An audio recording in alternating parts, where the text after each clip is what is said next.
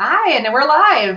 Welcome to The Athletic NFL's first playoffs Twitter Roundtable. We've done these a couple times throughout the season to talk about everything from COVID to the start of the season. I mean, it's been a few weeks, but these are always really fun to do. So today, I'm Lindsay Jones. I'm a national reporter here at The Athletic, and I'm joined by three of my esteemed colleagues. We've got Matt Fairburn from Buffalo, one of our Bills beat writers. We've got Nate Taylor joining us from Kansas City. He's our Chiefs beat writer. And we've got Matt Schneidman joining us from Green Bay, or Green Bay Packers beat writer. So maybe when you hear where these guys are from, you can get an idea of some of the stuff we want to talk about today. And we want to get into award season, and we really want to talk about the MVP race specifically because you guys cover the three MVP frontrunners. And today on Friday, the AP All-Pro lists were released, which is usually a pretty good indicator of how some of this award voting is going to go because it's the same panel. The people who vote for All-Pro are the same 50 people who vote for the MVP award. We're not going to actually get an announcement of the MVP award till the night before the Super Bowl, so Saturday, February 6th.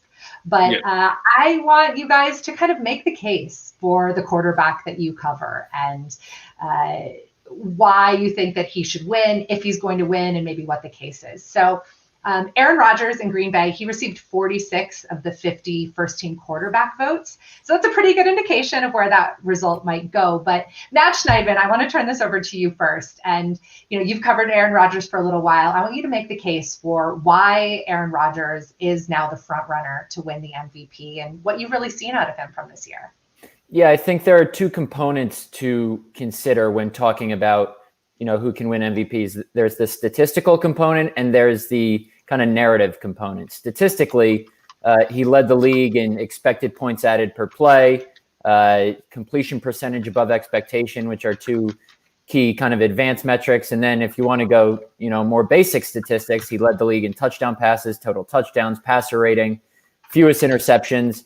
I know Josh Allen was arguably the most impressive QB late in the season, and Patrick Mahomes, his team had the best record. But from a statistical perspective, Aaron Rodgers was the best player in the league this year, best quarterback certainly. And from a narrative perspective, because that's what these awards are about sometimes. Well, and sure, that might be unfair to guys like Mahomes and Allen, but you have the whole narrative of Aaron Rodgers being the guy whose successor was drafted in April. He's the old head who people said had kind of fallen off a little bit. He's in the final stanza of his career. But I think both narratively, if that's even a word, and statistically, he's the front runner. And the main reason why the Packers, right along there with the Chiefs and Bills, are Super Bowl favorites after everything that happened here in Green Bay this offseason. So it's a pretty strong case, and I think a lot of voters are probably going to agree with you. So let's move over to Nate Taylor in Kansas City right now. Nate, make the case for Patrick Mahomes to win his second NFL MVP award. Well, I appreciate everything Matt said, and I think Matt is right. Aaron Rodgers is going to win this award. The All-Pro vote that came out today kind of solidifies the thinking within the voters who obviously cover the league. In terms of Mahomes, I just want everybody in Kansas City to understand and realize Patrick Mahomes is not going to win the MVP this year. But here is the case as to why he is obviously a front runner, a candidate, pretty much through Thanksgiving, Lindsay, and then it sort of trended in Aaron Rodgers' favor. I know that Josh Allen made the biggest leap this year. We've all acknowledged that. He's been really impressive, especially after his little dip in October. But Patrick Mahomes, from start to finish, I think has been the most consistent player, even with the EPA statistics. If you include rushing from the quarterback position, Patrick Mahomes is actually the best player in EPA this season. So he can both use his arm and his legs in ways that Aaron Rodgers can't even.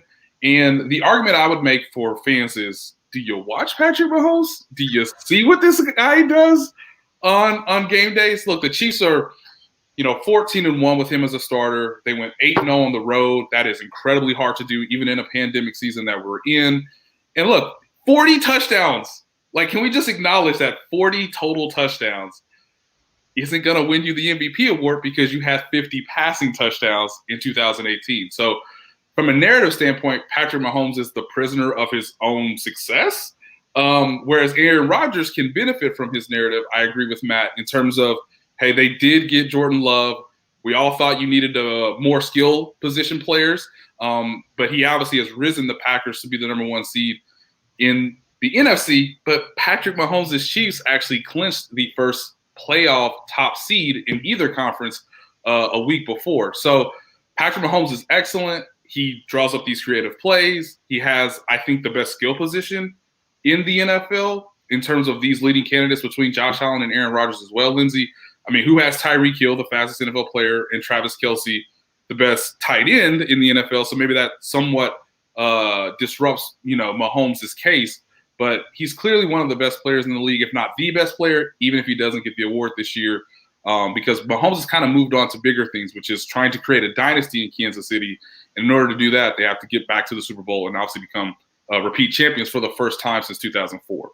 We're going to get into the Offensive Player of the Year debate after we wrap up this MVP debate, because I think there's a lot of really interesting, you raised a lot of really interesting points with those guys, but then you look what's going on in Green Bay and who else is on the field in Buffalo with Josh Allen. So let's bring in Matt Fairburn. Matt, you cover the Bills. You've been chronicling Josh Allen's career since his arrival a couple years ago as a first-round pick. So make the case for Josh Allen and really just take us inside what has really been a remarkable season for him.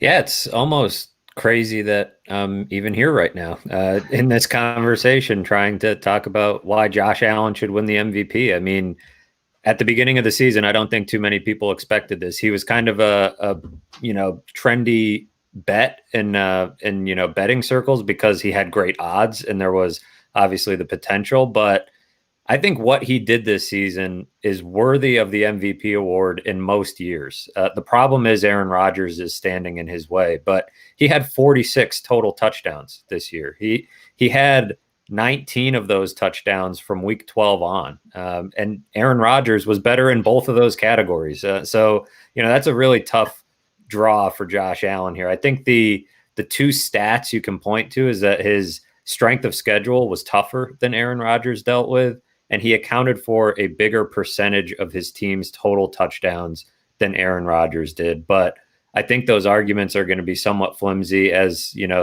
my colleagues mentioned, the AP All-Pro votes give us a good indication of which way this is going. But the Bills, I think, have given people a bit of a blueprint in terms of how you build around a young quarterback. We've seen it go wrong in so many places, and it's really gone right in a lot of ways here. They've had some great continuity with Brian Daboll, who was here during the scouting of Josh Allen, got there that offseason, and really he developed along with the quarterback. And Brandon Beane, stood by Josh Allen from day one. He didn't waver when the first 2 years there were some ups and downs, and he certainly wasn't perfect. There was some evidence that would suggest maybe he wouldn't work out, but instead, Brandon Beane was critical of himself and really made an effort to put talent around Josh Allen. I think you could argue that he has the best 4 deep wide receiver depth chart of any quarterback in the league. Stephon Diggs, in his first year with the team, leads the NFL in receptions and receiving yards. No Bills receiver has ever done that. No Bills receiver has ever been first team All-Pro. Stephon Diggs was. And, that connection, in addition to the offensive line that the Bills built, they were really smart about adding specific players to complement Josh Allen's skill set, and they built an offense around him. The transformation he's made is remarkable, and it's the reason a lot of people are picking the Bills to make a deep run into the playoffs. Yeah, I mean, I think if you would have told any of us or most people that Josh Allen and Patrick Mahomes would have received the same number of All-Pro votes, I mean, if you'd have said that back in September, you probably would have said you would have taken that for Josh Allen, right? I mean, I think that would have been a sign that this season was going to go much differently and much better than I think a lot of people predicted. I'm really curious to see when our colleague Mike Sando, when he does his next quarterback tiers, where does Josh Allen end up? Because I don't think the opinion, the narrative of any single player in the league has changed more over the course of the season than Josh Allen has. And, we all of us here on this roundtable, as well as a couple of other colleagues, Mike Sando, Sheil Kapadia, and Amy Trask, we all did a roundtable discussion that posted Thursday afternoon on The Athletic about this very topic in the MVP race. And one of the things that I was thinking when I was trying to think through this race was, if the regular season had been a month longer, I think it's possible that Josh Allen would have won this award. And if we were considering what happens in the postseason, maybe Patrick Mahomes would win this award. But, we have to look at the 16 games that were played and the way that you closed out the season, your best games, what you did in prime time, those sort of things. So I think Aaron Rodgers is going to win, and I think he's going to deserve it. It's hard to say that he didn't necessarily deserve it, but I just think it's going to be really interesting. I mean, last year, Lamar Jackson won the MVP award after flaming out in the playoffs, where you watched the postseason and there was no argument that Patrick Mahomes was not the best player in football after you watched what happened in the postseason. So I'm just really excited that all of these guys are going to be playing. Obviously, we're going to have to wait a week to see Aaron Rodgers and Patrick Mahomes, but we're going to get to see Josh Allen first game of Wild Card Weekend. So I'm going to turn back to you real quick, Matt, since you are the only one in this group that's going to be live at a game this weekend. What are you expecting out of Josh Allen in it's not his first playoff appearance, but in his first home playoff game in Buffalo? I would expect him to pick up where he left off. Like I mentioned, from week 12 on, this offense has been one of the best in football, if not the best, right there with the Packers. And the Colts defense is a pretty good group. It's probably, one of the strengths of their team, but down the stretch of the season, they had a lot of trouble defending the deep pass. And when you're talking about an offense led by a quarterback like Josh Allen, who has a strong arm, he's got a receiver in Stephon Diggs who can, really get downfield and create separation. John Brown is back healthy. That just seems like a bad match for the Colts defense. So, look, this is a test for Josh Allen. You mentioned Lamar Jackson. Josh Allen having a similar season this year that Lamar Jackson had a year ago, and Lamar Jackson flamed out in the playoffs. That's what they're trying to avoid. Barring anything unexpected and that happening, I don't see how the Bills don't move the ball pretty well against this Colts defense. It's just not a great matchup. They don't rush the passer well, and that's been the one thing that teams have been able to do to Josh Allen to really knock him off his game is get into the backfield, bring him down, move him off his spot. Even that hasn't been a perfect formula, but the combination of not having a great pass rush and not having cornerbacks who can defend the deep ball, that seems like it could get kind of ugly for the Colts. All right, I've got one more Bills specific question before we jump back into our awards debate. So we've all by now seen the video from practice yesterday of them dancing to MC Hammer. To me, that just told me this team is loose. There's something special there. I think all of us here, we've covered special teams before where they just have it. They're just feeling it. So Matt, when you've been around these guys as much as we can be during a pandemic, how are they feeling? I mean, do you think they have maybe that special kind of it factor that you need heading in to make a special postseason run? Yeah, they really do. It's been interesting to see it develop. Even this week, I was going back and reading, some of the stories I wrote after, some of their games leading up to this. And, Nate knows, what happened when they played against the Chiefs. It was kind of a low point for this team. And the way they played against the Titans was not great either. They got that 2-week stretch made you wonder if this was just a slightly better Bills team than the one we saw last year. And then they had that game against the Cardinals that ended on that miracle pass from Kyler Murray to DeAndre Hopkins. And even then you thought, man, still this type of stuff is going to happen to this team and they're not going to be able to put it all together. But there's something about the way that while the fan base and the community is not acting like they've been there at all before, because they haven't in a really long time, and they're super excited about this team and getting ahead of themselves and doing what you do as fans, the team itself has been, playing with an edge. They've been playing with this idea that nothing they do is good enough until they get to the end. The division title wasn't good enough because it's just, one thing. They're shrugging off everything that they do, and they're playing, pretty angry at this point. They don't like how often it gets brought up that they lost to the Texans last year. They don't like, all that Hail Mary talk from the Cardinals game. So they're not, while they're, I think, enjoying the ride and everything like that, they're pretty locked in. And I think that quality, you see, I saw it most in the final month because they were just blowing teams out. They blew the Patriots out. And that was something that, even the Dolphins game, it was like, man, you guys don't need to win this game. Like, it's not that big of a deal. You don't need to do this. And yet there they were with their backups just crushing the Dolphins. So that doesn't necessarily carry over into the playoffs. It could, they could get punched in the mouth and something could happen, but they clearly have that attitude that it's not good enough to just beat teams. It's not good enough to just get by. They really want to, be emphatic about it. And so far they've been doing that. All right, so let's jump back into some of the award season and the award talk. And before I get back to you, Matt Schneidman, our colleague Michael Sean Dugar has pointed out that you did not wear a tracksuit today, and we are all extremely disappointed about that. I was hoping that you were going to come in with some sort of a tracksuit. If everybody needs to make sure you're following Matt on Twitter and Instagram, because he posts the tracksuits and the reaction that the Packers have to your said collect. So how many tracksuits do you own now, to be clear? 2.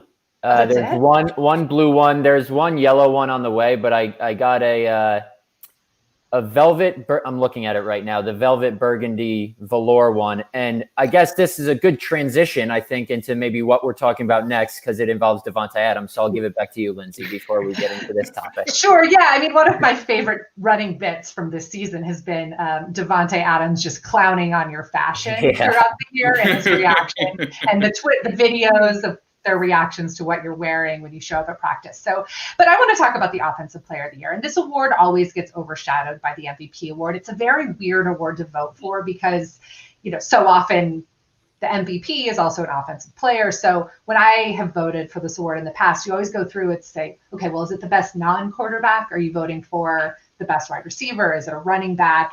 How much does the quarterback play into that? And this year, the teams that you guys cover have the guys who probably have the strongest cases to win that award. So I want to talk about Devonte Adams first. So let's get into what his season has been like, and kind of like we did with the MVP award, just kind of lay out the case for why he's the best offensive player, non-quarterback division.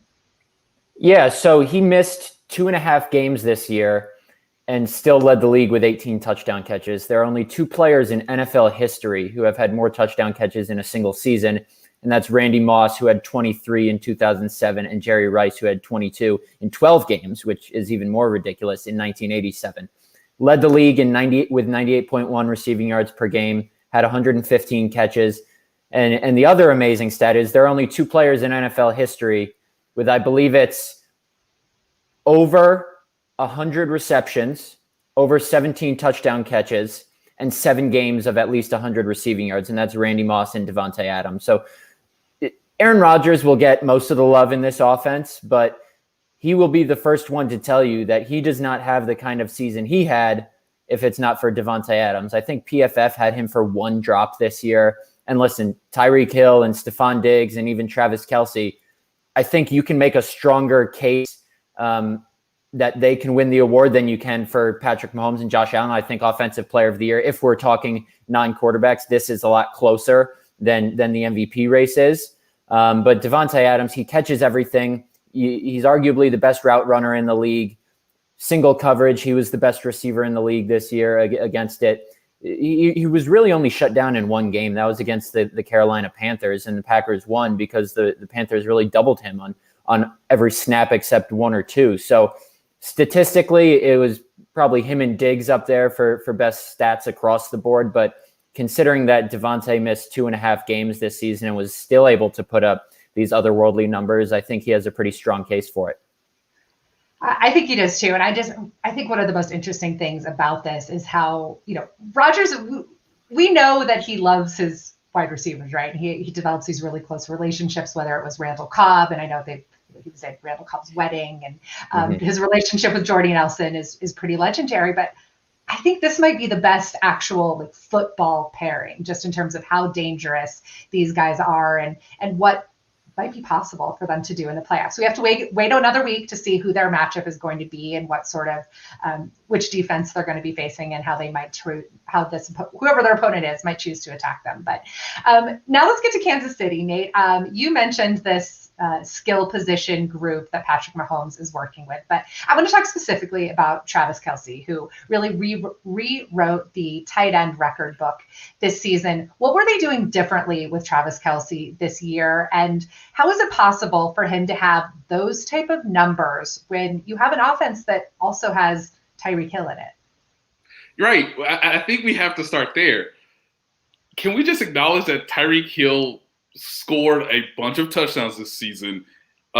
He is in the record book in the Chiefs franchise for having the best touchdown season a wide receiver has had in the team's 61-year history, and he's not as significant as Travis Kelsey. So it's remarkable that the Chiefs have this collection of talent, of course, but Travis Kelsey is the best tight end, top to bottom. He was unanimously selected as a first pro player at his position. And I think he has a real connection, a real bond with Patrick Mahomes. I've written about it before in The Athletic. Travis Kelsey quietly signed an extension this year. He is over the age of 30. This is where we tend to see tight ends production sort of slow rather than increase. And look, he gives the Chiefs a level of real flexibility and a schematic advantage that I don't think any team in the league can sort of say. Even as talented as Devonte Adams is, even as much as I love Stephon Diggs, because you can see the chemistry between him and Josh Allen getting better week after week this season. With Travis Kelsey, he's one of the best red zone threats, right? In the middle of the field, who are you going to cover Travis Kelsey with? It's much harder to answer that question, I think, sometimes, than it is to say, okay, where's Tyreek Hill on the field? Let's give him double coverage. Let's roll our coverage to him. And, of course, because you have Kelsey in the middle of the field, it does open up some deep shots for Tyreek Hill and Patrick Mahomes. There's one thing that my colleague, Seth Kaiser, would love for me to tell people that they don't think about when it comes to Travis Kelsey enough is he is a full tight end. Let me just acknowledge that. He is the best catching tight end in the league, clearly. But he's a full tight end in terms of being able to block, being able to be a supportive player on the end, because the Chiefs have all these creative misdirection plays, and a lot of times Travis Kelsey is either pass protecting for Patrick Mahomes on a double route for Tyreek Hill, or he's setting the edge for these jet sweeps, counter motions, these trick plays that the Chiefs love to run, particularly in the red zone.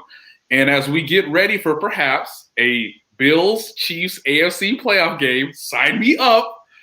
I will drive to Kansas City for that game. I will be there. Sleep on your couch. I would love to see what Ben Roethlisberger is going to do this weekend. I love that the Browns made the playoffs, but I think a lot of people in the country want to see Chiefs-Bills for obvious reasons. In that first game where the Chiefs won in October in Buffalo, I should mention, the Chiefs did not have their fullback, Anthony Sherman. He was on the COVID list. So in one of these rare things in this rare season of chaoticness and odd things that you have to do and having to be creative because of the circumstances, Andy Reid and Eric Bieniemy put Travis Kelsey as the H-back, the fullback, and the tight end in the same game. And he was actually the lead blocker for a lot of the carries that Clyde Edwards-Helaire had. And Clyde Edwards-Helaire had his best game of the season, 161 rushing yards against the Buffalo Bills. So there is true dynamic between what Travis Kelsey provides, obviously in receiving, but all the little things that you have to see on film that add up to the Chiefs having success, particularly on offense. So if the Chiefs play the Bills again, Travis Kelsey may be a bigger, more important weapon as a blocker, just as he is as a receiver, because you have Sammy Watkins, you have Clyde Edwards-Helaire in the backfield, you have obviously Tyreek Hill. So he's second in receiving yards. That's the best that any tight end has ever done in NFL history for a single season. He's over 1,400 yards. Can we just acknowledge that Travis Kelsey is insane? I've started saying that he's already a Hall of Famer. His career could end today. We don't want that, of course, but if you look at just the statistical framework within the historical context of the league, there has never been a player like Travis Kelsey. And how often can you say that about somebody who's into their season, who's into their career, and can obviously improve on it and maybe become a true legend at the tight end position if the Chiefs are to become back-to-back champions. It's such this like interesting contradiction, because we already talked about why Patrick Mahomes probably is not going to win the MVP award this year. It's because his bar is so high for what we expect out of him statistically. But then he's thrown historic statistics right now to Travis Kelsey and also to Tyreek Hill. So I just think it's going to mean fireworks for the playoffs. And last year I got so excited about the idea of a Ravens Chiefs AFC Championship game, and obviously that didn't happen. So I don't want to get too far down the road, but Chiefs Bills Part 2 would be pretty awesome. So now let's talk about Stephon Diggs. So let's bring Matt Fairburn in back from Buffalo. And I think it's also really important that maybe when we're talking about the context of his season, that we go back to this trade and why they made the move, why Stephon Diggs was the right guy, the guy that Brandon Beane wanted, and then maybe just make the case. What is the case for Stephon Diggs as Offensive Player of the Year outside of just leading the league in receiving? I mean, leading the league in receiving, yards, and receptions in your first season with a new team does not happen. It hasn't happened this time in the offseason. That's another layer of this too, that they did not have a typical offseason. They had no preseason games. They had an abbreviated training camp. They did get together once in the offseason. Whether they should have or shouldn't have is up for debate, but they were down in Florida working out. So they got some work in, but I think what you mentioned about the trade is important here, because the Bills were after a wide receiver for a long time. Brandon Beane, as I mentioned when we were talking about Josh Allen, recognized the window that this team had. They could have stayed put and drafted a receiver, but they looked at it and thought, is the receiver we're going to get with this pick going to make as big an impact as Stephon Diggs? As it turned out, that receiver was Justin Jefferson, and he made quite an impact. So maybe he would have, but they're not too bummed out about what they got out of Stephon Diggs either. And when everybody talked about the player and the person that the Bills were getting, there was a lot of talk about how things ended in Minnesota and the way that Stephon Diggs seemed to want out of that situation and whether it would work with a young quarterback, a quarterback who had struggled in his first two seasons with things like accuracy and consistency. Would that pairing work? And I'm shocked at how well it has worked, how quickly, because it doesn't always happen that way. Look at Odell Beckham in Cleveland.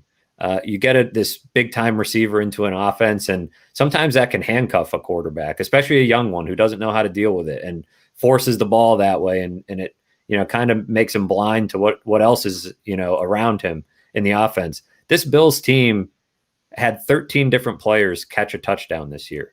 That's tied for an NFL record. Josh Allen was one of the people who caught a touchdown. So he threw a touchdown to 12 different receivers.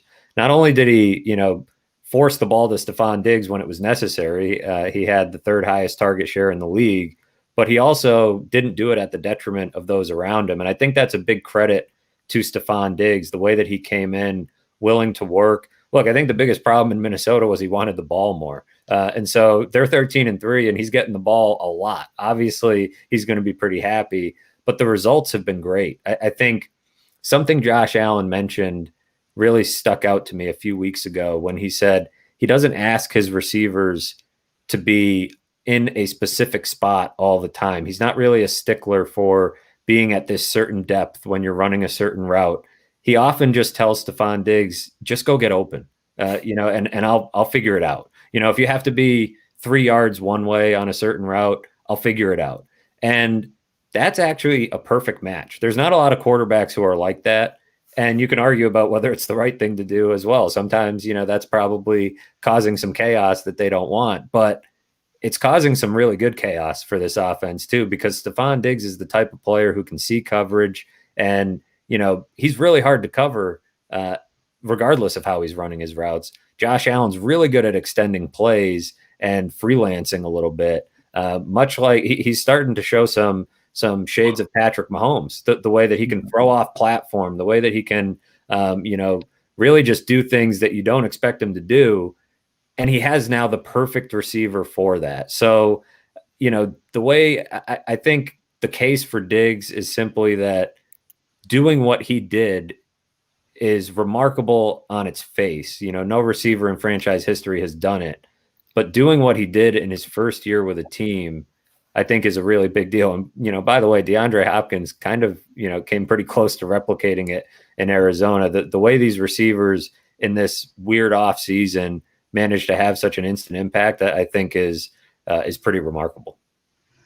All right. So I want to get into, we're going to move away from the coach or the award season for just a second, because Nate and Matt Fairburn, you guys cover two of the hottest coaching candidates in the league right now, and Brian Daboll in Buffalo and Eric Bieniemy in Kansas City. And it is coaching carousel season right now. Both of those guys have been going through a lot of interviews. They've both had very full dance cards, I guess. Oh, we've got a question right now from Graham Oldfather. Where does Eric Bieniemy fit in best as a head coach? So I want to, and Matt Schneidman, if you have any input, or as you're kind of looking around the league, nobody wants to interview any of the Packers coaches except for one. But I do think the LaFleur fit in Green Bay and the coaching tree that he came from, and then Arthur Smith having coached under him in Tennessee is also really interesting, because Arthur Smith is probably the other really hot offensive coordinator candidate here. But Nate, I'll go to you first. Where do you see Eric Bieniemy as the best fit, as a guy he's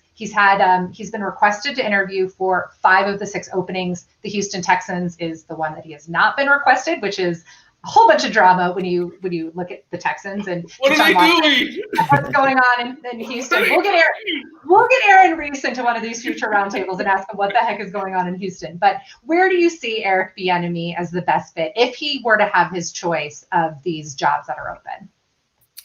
All right, quickly. The New York Jets were like, we didn't hire you 2 years ago. You want to come get a drink? Want to have a drink with us? He should not go there. We know Jacksonville wants Urban Meyer. They have a pretty attractive, team right now for the future, but I don't think that's the best fit. Atlanta would be interesting, because maybe it would be a quick turnaround for Eric Bieniemy if Matt Ryan got on a similar track to maybe not as high as Aaron Rodgers, but obviously had a little bit of a rebound effect. Detroit is interesting just because I've been saying for 2 years now that if Matt Patricia was going to get fired, Eric Bieniemy was going to be one of the top candidates. That has proven to be true. It's the division. It's the thank you for asking the question. Thank you for asking the question, Graham. But Andy Reid usually doesn't have one of his disciples go right into the division. But this is one of the rare cases where Eric Bieniemy should go to the Los Angeles Chargers. He is a former Charger. He was a veteran that helped that team get to the Super Bowl in 1994. They have Justin Herbert, who, much like Josh Allen, has some off-balance creativity. Let that thing go. You can build a structure around it that is somewhat similar to Patrick Mahomes, even though you don't have maybe the higher skill position players to surround him at this point. It should be the Chargers. I think it would make for fun divisional matchups, because Eric Bieniemy clearly knows a lot about what Andy Reid is doing. He's worked there, since Andy Reid became the head coach in 2013. And I would just tell people that Eric Bieniemy has been a leader in the Chiefs locker room that I think most people realize. Obviously, he is the guy that gets to really get a fire under players and get them back on track, most notably Travis Kelsey a lot. And he has a voice that kind of gives him the capabilities to be ready for a head coaching job as a first-time experience coming from the coordinator position. So I think Los Angeles should really look at him. I know Joe Brady is another hot candidate, Lindsay, that gets a lot of love right now because what they've done in Carolina has been wildly impressive to me. But it's probably going to be somewhere between, if it was up to Eric, LA or Atlanta, just because Tom Brady and Drew Brees at some point, right? I mean, at some point they have to stop playing football. So maybe you could flip the division in your favor, because that roster has some talent. But I would think the most success for Justin Herbert in the future and the most intriguing landing spot is Los Angeles. The other thing that, and I made this as my perfect pairing on the Athletic Football Show that I recorded with Robert Mays yesterday, in part because the Chargers need to learn how to win these close games. And the Chiefs know how to win close games. And I think a lot of that, I think Eric Bieniemy probably doesn't get as much credit for it, but he's been around it. He knows the plays that you need to call. He knows what needs to happen in those game management situations. So I said, sure, let's, that was my, I live in AFC West country here. So that was my perfect fit too. So now Matt Schneidman, let's talk about, Matt Fairburn, let's talk about Brian Daboll. He's become such a hot head coaching candidate now. Where do you think he is the best fit? And then maybe following up on that, what effect is it going to have on the Bills and Josh Allen if he does indeed leave? Yeah, Brian Daboll's really interesting because it's a similar conversation to Josh Allen, where a year ago, if you had told me that somebody was going to hire him as a head coach, I would have been a little bit weary. Now I think he's a really strong candidate. And, I know Eric Bieniemy played for the Chargers, but Brian Daboll has a pretty strong connection there too. He and the general manager, Tom Telesco, both went to St. Francis High School, not too far from my house here. So I'd say that's a pretty strong connection. The Justin Herbert to Josh Allen comparisons are easy to make. I think that fit makes sense. But another team I'll throw out, and it's it's the team that seems like has become sort of this unattractive landing spot for these coaches, but the Houston Texans, because Jack Easterby and Brian Daboll have a relationship that predates New England. They knew one another in Kansas City, and Brian Daboll helped grease the wheels for Jack Easterby in New England. Now, I think Texans fans are getting a little bit sick of this, these New England retreats going down to Houston to be, try to recreate what the Patriots have. But Brian Daboll, you can maybe sell him as a little something different. He has removed himself from that Patriots group and had success on his own. He went to Alabama to learn how to relate to younger players and really mold his offense a little bit that way. When I talked to Derek Anderson this year, he had Brian Daboll as an offensive coordinator in Cleveland early in his career, and he had him a few years ago here in Buffalo. And he said the major difference is that Brian Daboll is so much more flexible now than he was earlier in his career. He had a lot of that New England in him early in his career, and now he's a guy that fits his offense to his players. He listens to players. He gets feedback and applies it on the field. He doesn't take his system and force players to fit into it.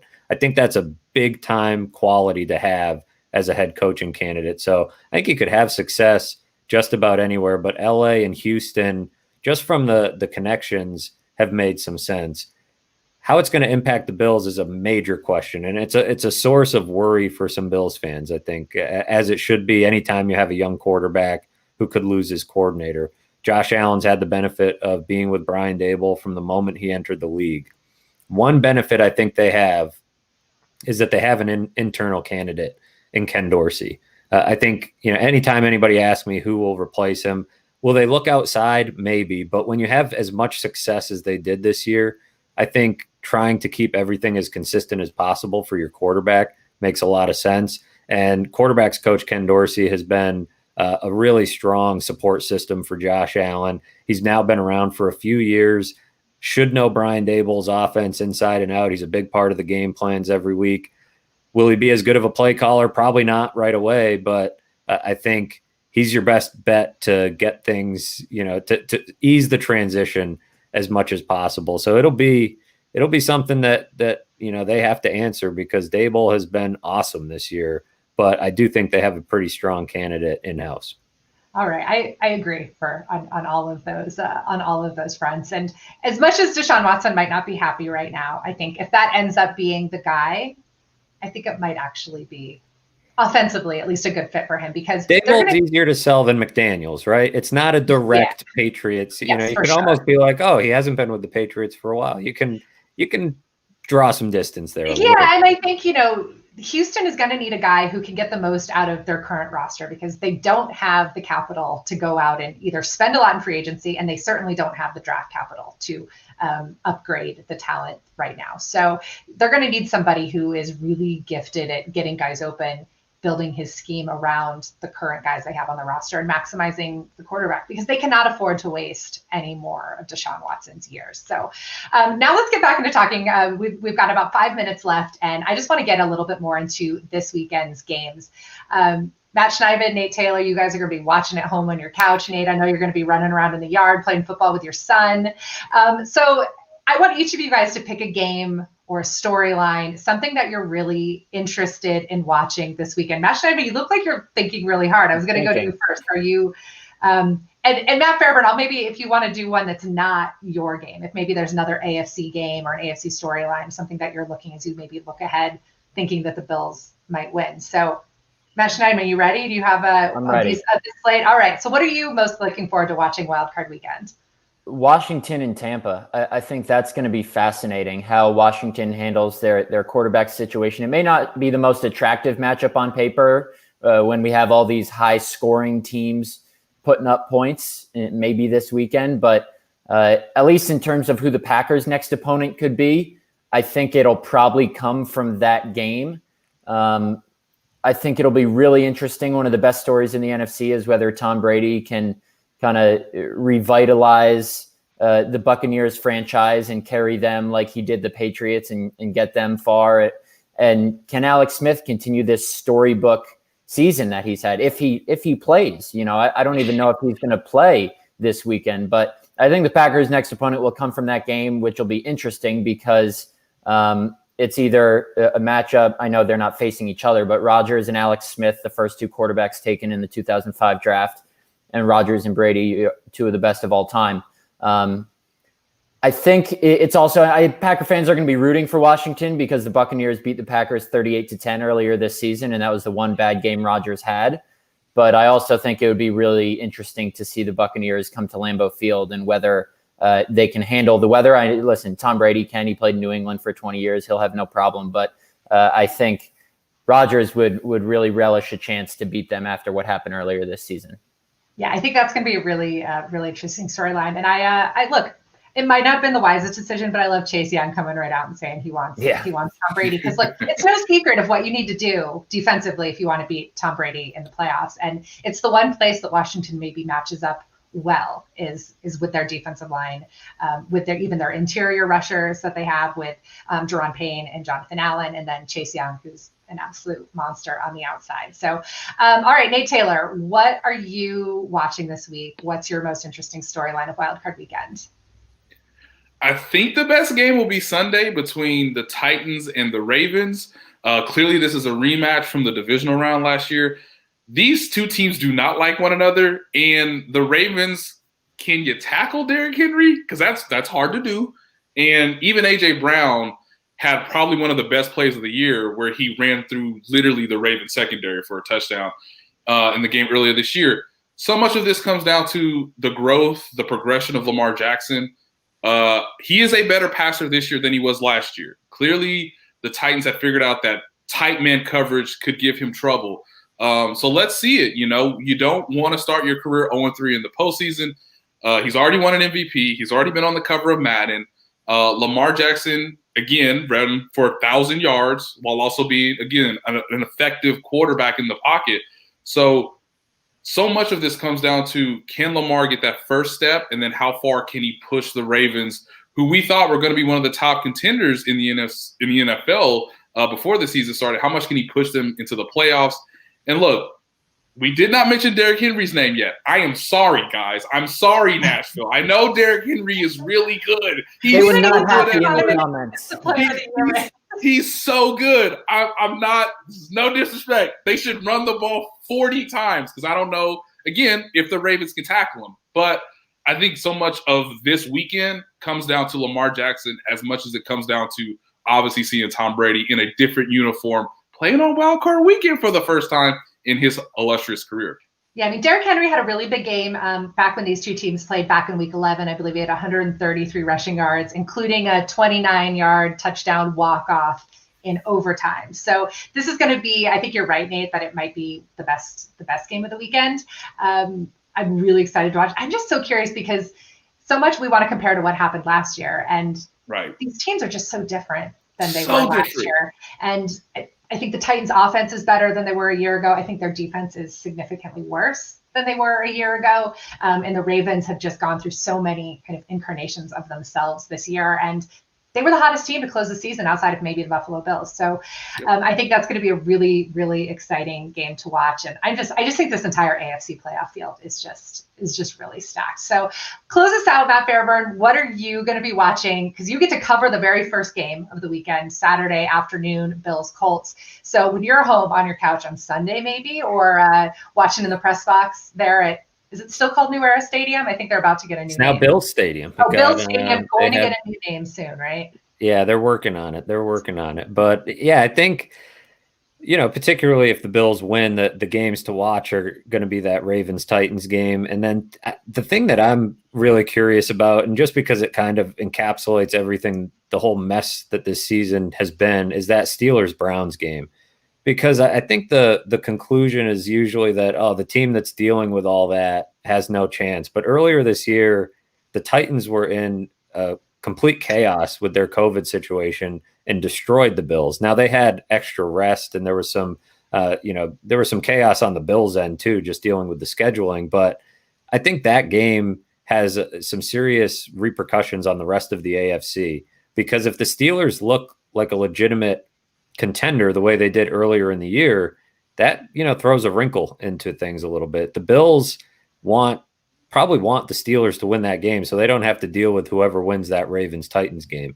And if the Browns win, that's what's going to happen. So I think to me, the path for the Bills involves playing the Steelers in the second round at home. They already beat them pretty handily earlier this year. And that would mean that they don't have to see the Chiefs, Ravens, or Titans until the AFC Championship game, which I think is their preferred outcome, because to me, those are the three worst matchups for this Bills team. And the fact that there's a path to them not seeing any of them in the first two rounds is a pretty big deal. And I think it's part of why they were so eager to get this number 2 seed, because it does set up pretty well for them. But that Steelers-Browns game, I mean, it's tough for the Browns because, it's been so long since they made the playoffs, and now this is the scenario. But I don't know, it sets up for a sneaky Browns team against the Steelers team that really hasn't been that good over the last couple of months. So I'll be looking forward to watching that.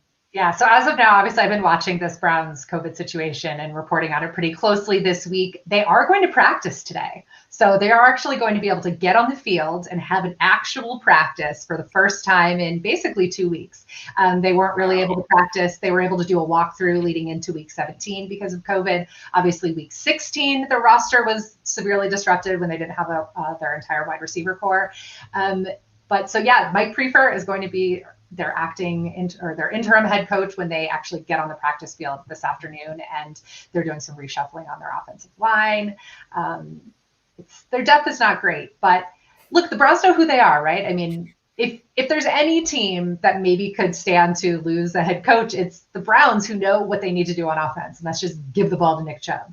And throw the ball to Kareem Hunt a little bit, which we ran into time, Nate, but someday I want to talk to you about Kareem Hunt being back in the playoffs. I mean, I think there's some really interesting storylines there. But what this is all really setting up for, I think, is just going to be a really fun wild card weekend. Thank you guys so much for being here. We'll be back for some more of these roundtables as we proceed through the playoffs. And everybody enjoy the games, and we'll and stay tuned to The Athletic NFL for all of these guys' coverage throughout the postseason.